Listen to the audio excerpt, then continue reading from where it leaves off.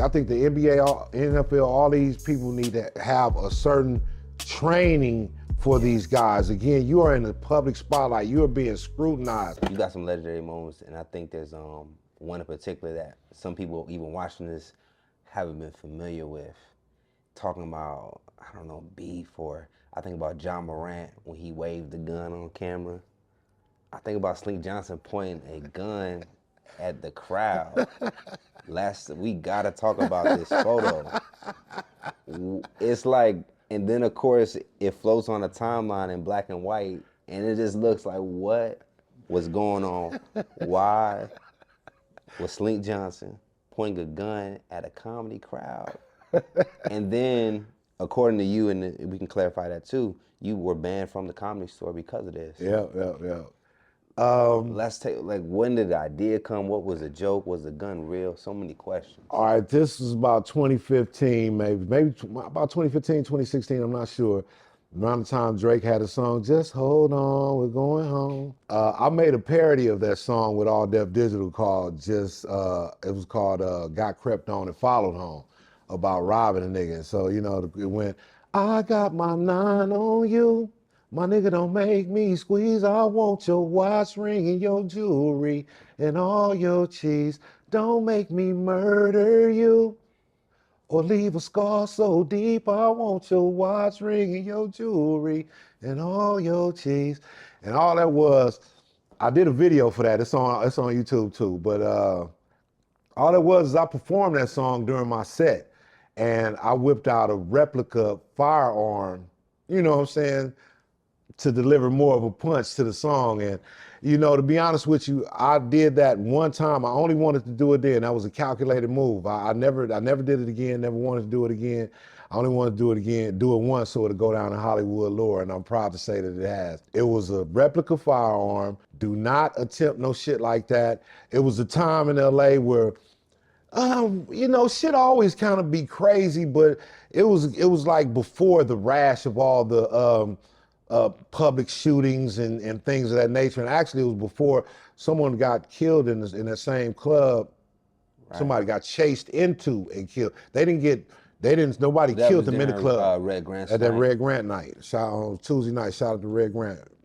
You know, but his comedy night, some shit had happened, and I guess a guy ran from somewhere else into the club and got chased in the club and got shot. But I did my bit before that. And I just say that to say, you know, again, I knew what I was doing in regards to I just wanted it to live in Hollywood lore.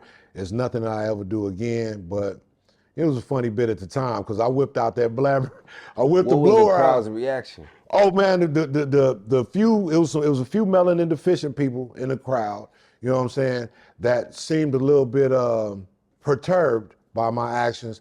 However, I promoted real good that show, and yeah. I had a good amount of people in the crowd that were there for me. And you know, again, my real fans, my real people, my real supporters, family, they understand my type of comedy. So when they heard the song and saw the blammer, they knew it, they started laughing immediately. I'm just trying to process. So you didn't run it past the club? You No. didn't say, hey, I'm about to, you knew did you have a feeling that they might have been like, don't do that? Yeah, but that's why I didn't say nothing. You rather just ask forgiveness. Yeah. And I think, you know, shortly after I got off the stage that night, I was informed that I was to leave and not come back. Wow. You know, I didn't rush to leave. I wasn't escorted out or no shit like that. They like, yo, get out, nigga. Hey, they don't want you here no more. I'm like, oh, damn. You know, so that's right after the show. I'm talking to people, slapping hands, laughing and shit. Right. Before I could actually leave the club, they was like, oh, don't worry about it. I forget who told me that. I don't remember if it was anybody that worked directly in the club or the host that night or whatever. I don't remember, but I was like, yo, they don't want you here no more. It was somebody that had something to do with it. But by the time I got out there, it was like, oh, don't trip, you good. Okay, you been back to the Comedy Store since? Oh, hell yeah, I just did it 2 Thursdays ago, last Thursday. I just did, shout out to Nichelle Murdoch and Crack 'em Up Thursdays. Hey, if you in LA, make sure you check out Crack 'em Up Thursdays, Thursday night in the Belly Room at the Comedy Store. I wonder, I'm gonna play a little bit of devil's advocate on the side of, you know, you got this thing with John Morant happening. Yeah. And I feel like sometimes they kind of villainize us, you know, when it comes to certain things. And in this situation with you, I wonder if Carrot Top had a gun. You know, Carrot Top has a lot of props, and I wonder if they would have treated Carrot Top that way. And No, Carrot Top would have got a residency off it. right, They'd have given Carrot Top a residency. But it's so much of a stigma that comes with, you know, I don't want to make it about black and white, but it's so much of a stigma that comes with being an urban individual, urban type. You can see a picture of a black man holding a gun and a picture of a picture of a white man holding the same gun, same pose, same position. different energies. It's just different energies, and it's going to be always looked at differently. As far as Ja Morant, God bless the young dude. He was just up clowning around with a little blower. What do you think Again, about the size of his gun? Or the that was the joke. I don't know if niggas was mad that he had a gun or he had a little bitty small little, you know what I'm talking about, the little fun gun. You know what I'm talking about? That ain't a stun gun, that's a fun gun. Yeah. You know. One of the conversations, at least internally at Comedy Hype, we just been discussing about, like, you know, his treatment. I personally have seen it kind of like a public whipping, if Public you will. women, they going overboard with that weird shit. Cause a lot of them other athletes have done way worse. Ja Morant was he even in the room with somebody? He was just, you know what I'm saying?